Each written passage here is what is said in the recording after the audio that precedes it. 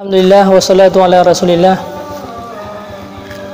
Pada hari ini kami sangat bersyukur kepada Allah Subhanahu wa ta'ala, dengan tanpa pernah tersirat dalam hati kami, tanpa pernah tergores, terbesit dalam pikiran-pikiran kami, sehingga pada hari ini kami, saya sendiri, ada Tunku Yusrizal, Tunku Azhari, dan juga Tunku Amirul dari Perlak.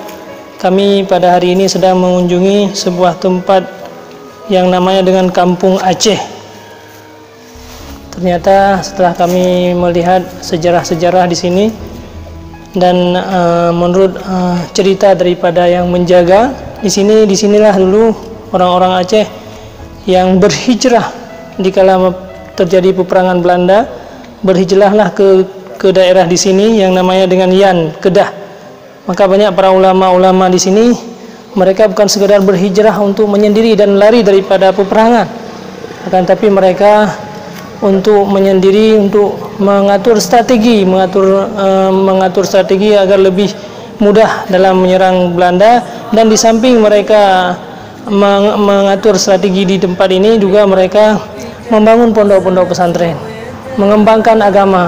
Akhirnya daerah-daerah yang belum berkembang, mereka lah yang membuka pertama sekali kampung-kampung di sini, di sini, dan banyak para ulama-ulama di sini mengajarkan agama, sehingga muncullah di sini pondok-pondok pesantren yang masyhur. Sehingga ada juga ulama-ulama yang dari Aceh yang belajar dian ternyata di daerah-daerah sinilah. Mudah-mudahan Allah Subhanahu wa ta'ala dengan keberkahan kami berhijrah pada tempat-tempat ulama-ulama kita yang terdahulu, diberikan keberkahan oleh Allah Subhanahu wa ta'ala.